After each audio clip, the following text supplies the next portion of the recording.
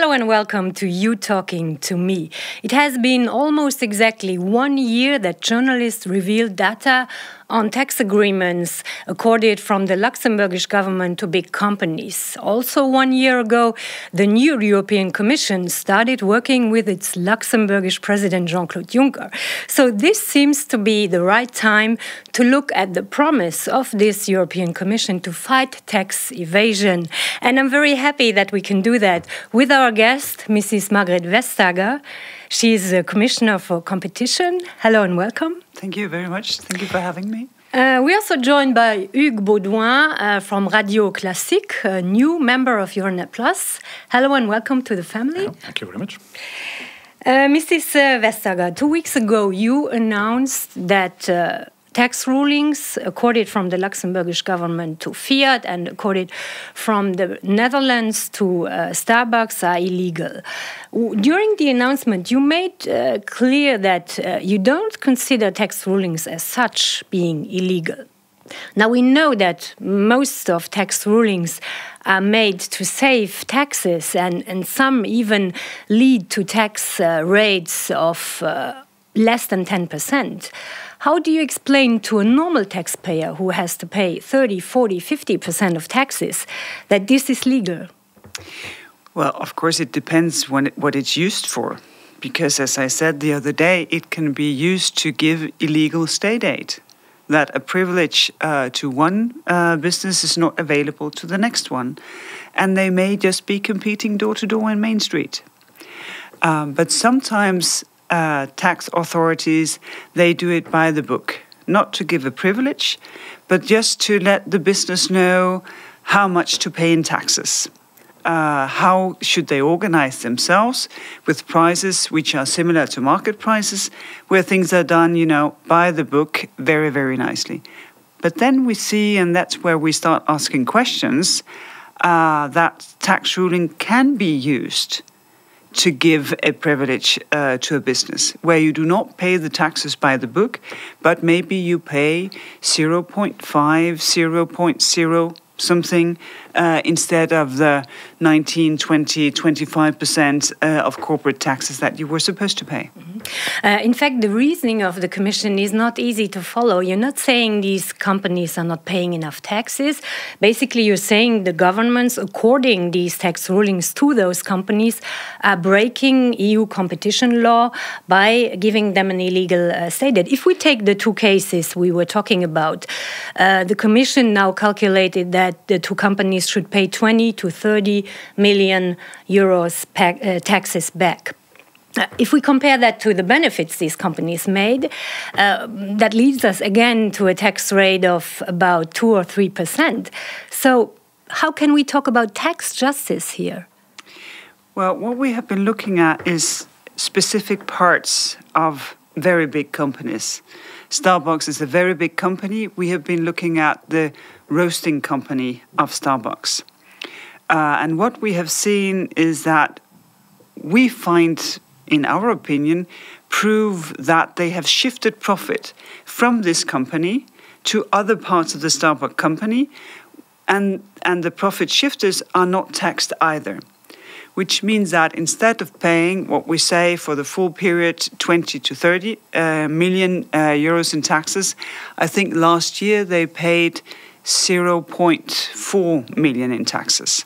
So it's quite an increase in the taxes being paid, because we say that you cannot just shift profits to a country where taxes are either much lower or almost non-existent. It's an increase, but still, as I said, we find ourselves with a rate of much less than 10%. How do you explain that to a normal taxpayer? This is a big difference.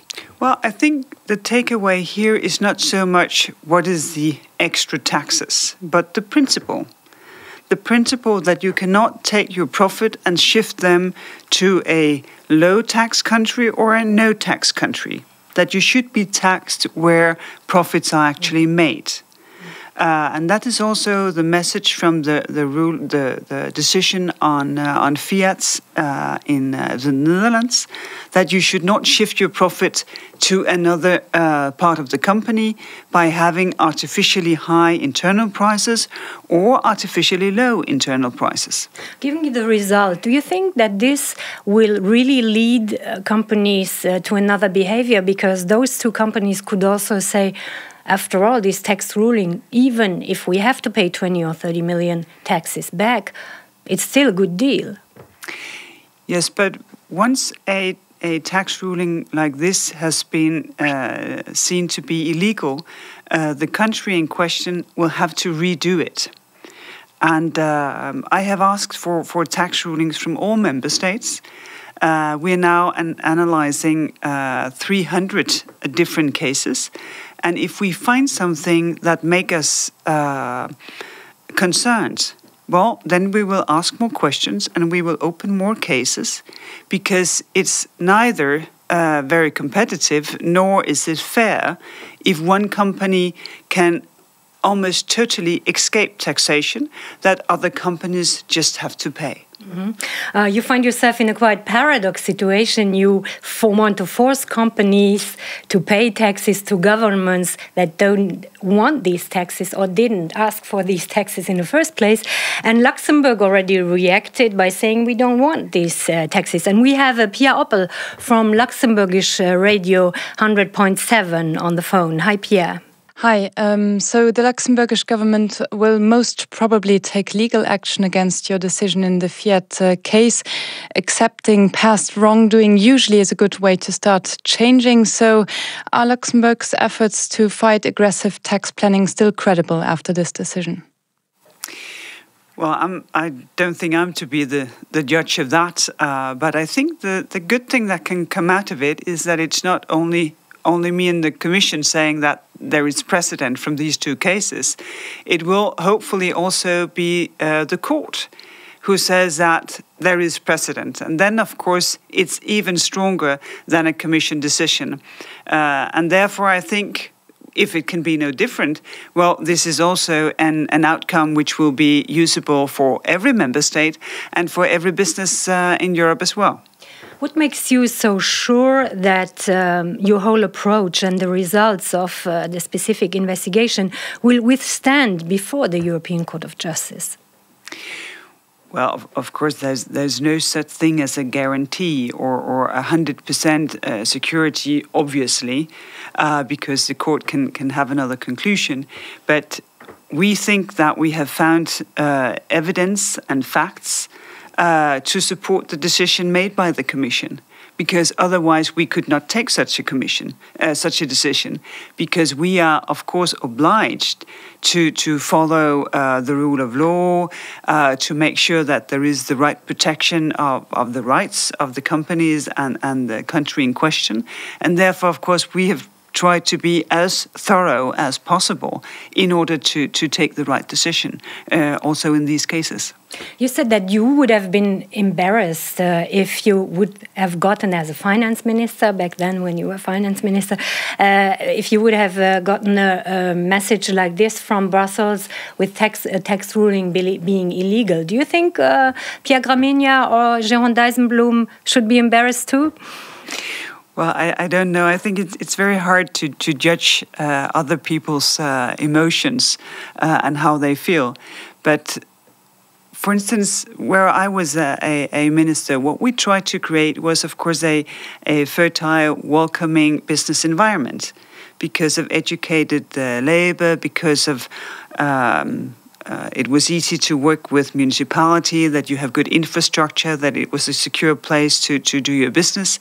But we didn't compete on the lowest possible corporate tax. We lowered it some, but still in the early 20s of percentages. And therefore, to me, it's a completely different concept of an attractive business environment to pay as little as in taxes as possible compared to the next business. Also because I think that instead of inventing new taxes or higher taxes, if just companies pay what most companies will do the taxes by the book, well, then you have no need for further taxation. We have Luxembourg at leading this European Commission, Hugues, and he didn't react so far. No, President Juncker didn't react. And may I have, I would say, a broader question on the Commission Juncker and your own portfolio. 1 year ago, President Juncker said that one of his main priorities would be to reconnect with the European citizens. He promised also that this college would be a political one, and politics is often made of symbols. As one of the most powerful members of this commission, how do you reconcile these priorities with your own portfolio? In a few words, how can a competition commissioner be more political, having tough action like the one on tax ruling, which is an emblematic case? Well, I cannot be political in the casework, because the casework has to be based on facts and data and evidence, because eventually it will have to stand up in court. And court will hear no politics. They want the evidence put on the table. But I can work with colleagues, my colleague Moscovici, who's in charge of taxation, to make sure that they have the sort of more general insights that we can gain from the work that we do specifically. And I think that the action plan that the Commission has made to avoid evasion of taxation is a very good and strong action plan. And the first results, I think, are very promising, that the Council have now approved with the European Parliament that there should be an automatic exchange of information of tax rulings between tax authorities in European countries. And we keep on working on this, because next step is, of course, to consider how can taxation be much more transparent, in order also for people and for media, for taxpayers and voters to know what is actually going on. Well, actually, here's a question from a taxpayer we got on our Facebook page. It's Alexander. He asks, as citizens, we expect the EU Commission to put forward measures of tax recovery with a schedule and increasing penalties if they are not paid. Are you ready to put this on the European agenda? Well, I think he's right to have this expectation of us in the Commission. And I have, in general, tried to speed up recovery. Because if it takes a long time, then everyone will have forgotten what actually happened. And therefore, of course, we will take the necessary steps in order for this aid, this fiscal benefit, to be recovered, the taxes to be paid. There are no penalties foreseen. I mean, so far the penalties are taxes to be paid back. Yes, eventually, if no taxes are being paid, if no recovery is being made, then the country may face the responsibility in court. But of course, I do hope that we will not get there, because I think the best thing is both for the two concrete cases, but also for sort of the more general takeaway, to have its influence in how tax advisors work and how businesses integrate paying taxes in their corporate social responsibility. LuxLeaks gave a lot of data, and we are almost at the end, but we still have some time for a question from Gigi Donnelly from Radio 24. When you announced your decision on Starbucks and on Fiat, you said there is more to come. In the LuxLeaks scandal, like big companies such as Pepsi, IKEA, Skype, Walt Disney were involved. Why, and this is my question, why did the Commission so far not open a case against those companies? Thank you very much. Well, we open a case when we think that we have a case. And we have more decisions to come. It's still open how it will end, concerning Amazon and concerning Apple, and concerning a Belgian scheme which they call excessive profits. And we have 300 tax rulings on our table. And if we get concerned that rules are being broken or bent or circumvented, well, then we will ask more questions. And then, of course, eventually we will open more cases. because this is not supposed to be like this, that a company can escape taxation on the cost of other companies and, of course, eventually on the cost of taxpayers. But you were mentioning these 300 tax rulings. How many cases the Commission is planning to open? Well, we do not sort of have a budget of cases that we do, but I hope that when we have done more cases, we will be able to give strong guidance to member states as to how to organize themselves, not to get into trouble with the Commission. And in that, we also work with the OECD, because this is not only a European matter, this is also a global matter. And I think it's very important that we work very strongly with international forums. And the OECD has made a very strong project on base erosion and profit shifting in order for member states to sign up and say, this is going to stop. We want every business to pay their fair share. Not new taxes, not more taxes, but their fair share. Because most companies, they just pay their taxes, and they all should. This morning, a Dutch newspaper reports that cases would be expected on Microsoft, Kraft, and other companies. Can you confirm that? No, I cannot confirm that. When do we, last question, when can we expect these guidelines you were talking about? Well, guidelines may be too strong a word, because then we need more cases, lots more cases, in order to be sure that we can put pen on paper. But I think that within relatively short time, we can give guidance as to what should one be aware of when tax ruling are being used for individual companies to have their tax matters put in order. Okay, thank you very much for joining us, Margrethe Vestager, today. Thank you, Hugh. Thank you all, and see you soon on You Talking to Me.